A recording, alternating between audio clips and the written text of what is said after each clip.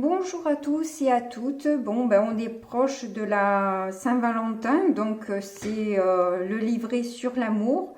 Mais avant de commencer, je tenais quand même à remercier toutes les personnes qui se sont abonnées à ma chaîne et qui likent mes vidéos parce que ça me fait extrêmement plaisir.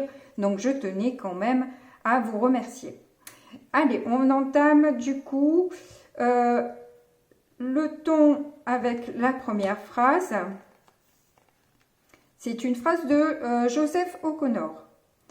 Parfois, c'est ça aussi l'amour, laisser partir ce qu'on aime. Bon. Du coup, le thème de la vidéo, c'est comment il ou elle me perçoit. Ah, j'ai failli oublier aussi. Je mettrai en barre de description, en bas, la petite flèche qui est là sur les portables. Et puis, vous avez une partie sur l'ordi déjà affichée. Les temps pour chaque tas que je vais utiliser. Il y a la rose rose, l'orchidée blanche et la rose rouge. Donc, pour pas avoir à regarder toute la vidéo en entier,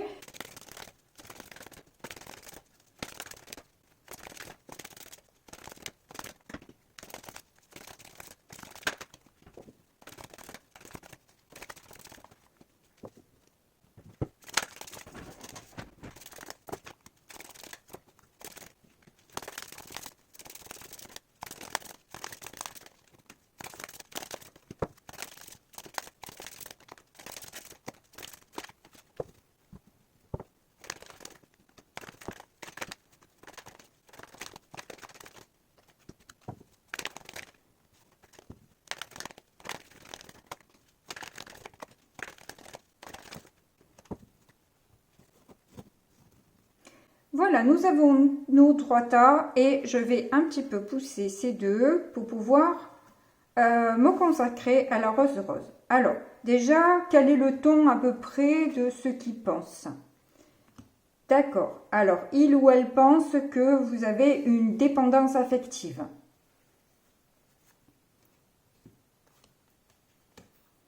Nous avons le fouet, les poissons et la clé. Alors là, il y a une jalousie vis-à-vis de l'argent ou des idées que vous pouvez avoir sur une ouverture, sur une possibilité, sur quelque chose qui serait fertile. Alors, on va voir avec le tarot. L'ermite. Le 8 d'épée et le diable.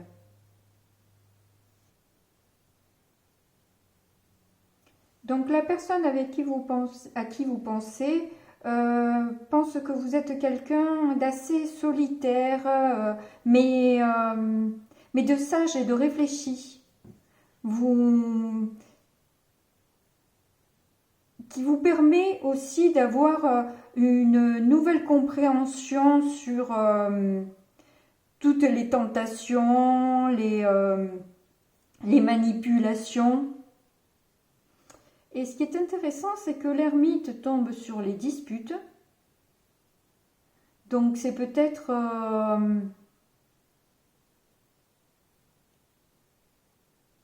qu'il y a un manque de sagesse de l'autre côté. Sur les disputes ou la jalousie, hein. La jalousie de cette sagesse, de cette intelligence, de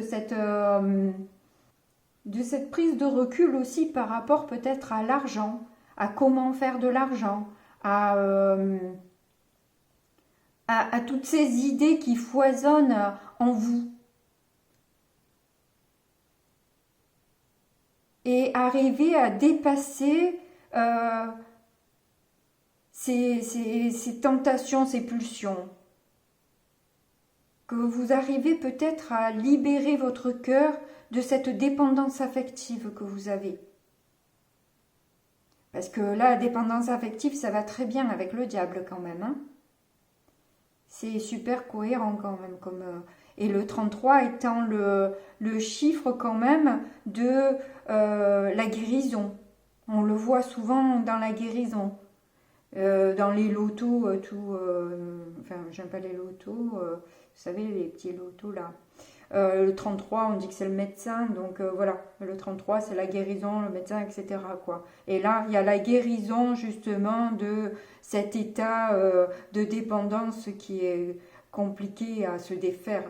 Et cette personne vous voit libre de ces tentations-là. Et elle en est un petit peu jalouse. Bon, allez, on passe à l'autre tas.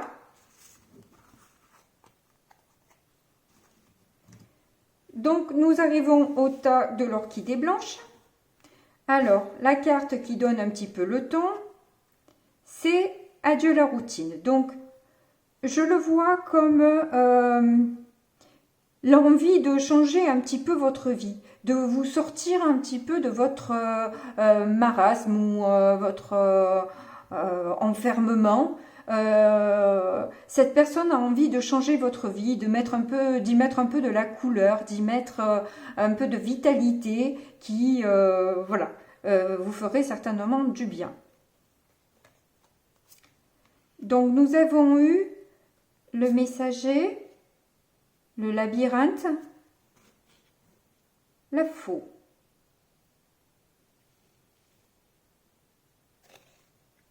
Donc là, la personne à laquelle vous pensez a envie de vous donner des nouvelles sur une prise de tête,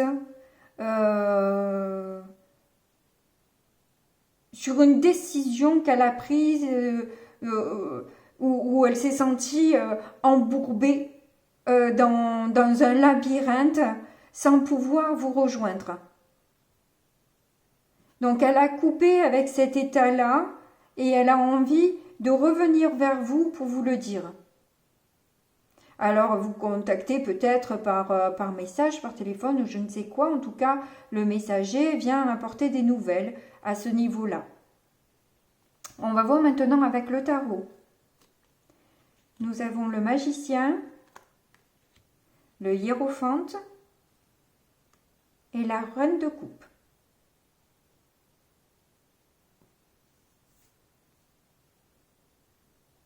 Donc cette personne vous voit comme quelqu'un qui sait communiquer, qui sait démarrer quelque chose, entreprendre quelque chose et manifester ce qu'elle a envie d'avoir. Cette personne, elle pense que vous êtes beaucoup pris la tête et que vous êtes du coup reculé, vous avez fait une grosse prise de recul et d'introspection pour voir clair dans ce que vous voulez vraiment dans votre vie. Donc vous avez du coup maintenant beaucoup plus de sagesse sur votre vision, peut-être même du monde ou de votre relation. Vous y voyez plus clair maintenant. Vous avez pris le temps de réfléchir, de vous poser les bonnes questions et de sortir de cet état de remue-ménage de ménage. Avec la reine de coupe, c'est quelqu'un qui vous voit comme quelqu'un de sensible, de protecteur, qui aime aider les autres, leur rendre service, quelqu'un de loyal, de sincère, d'émotif, qui sait ouvrir son cœur, qui sait dire ses sentiments, qui sait suivre ses intuitions aussi. Et du coup, prendre les bonnes décisions. Bon, c'est un joli message. Allez, on passe au prochain.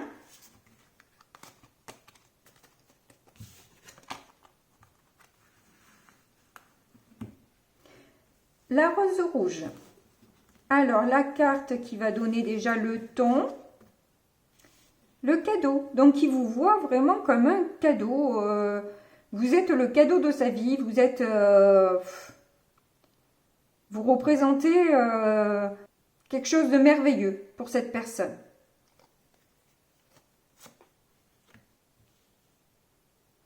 Nous avons la montagne, le dé, le livre.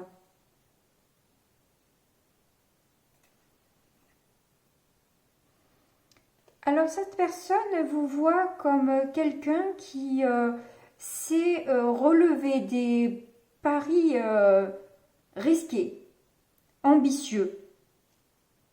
Et tout ça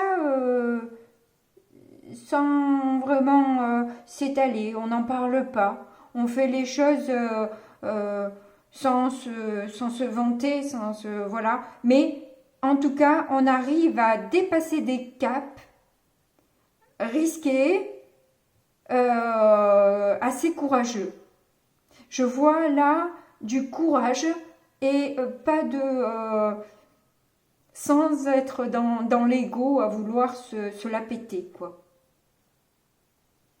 Bon. Avec le tarot, on a le cavalier d'épée, le roi de pentacle et le pendu à l'envers. Alors là, avec le cavalier d'épée, sur la montagne, je vois une personne qui a pu partir de tout en bas et qui s'est dirigée en courant faire un voyage des plus périlleux, des plus compliqués. Quelqu'un qui n'a pas choisi la facilité. Là, c'est quelqu'un qui...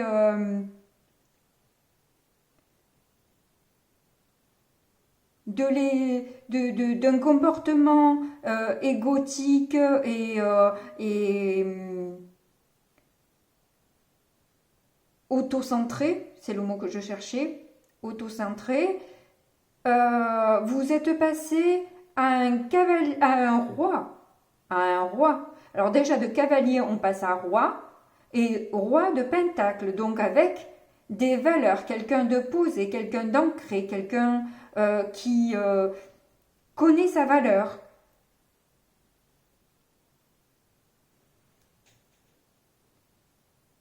Qui a aussi un don pour les affaires, qui sait faire fructifier son argent,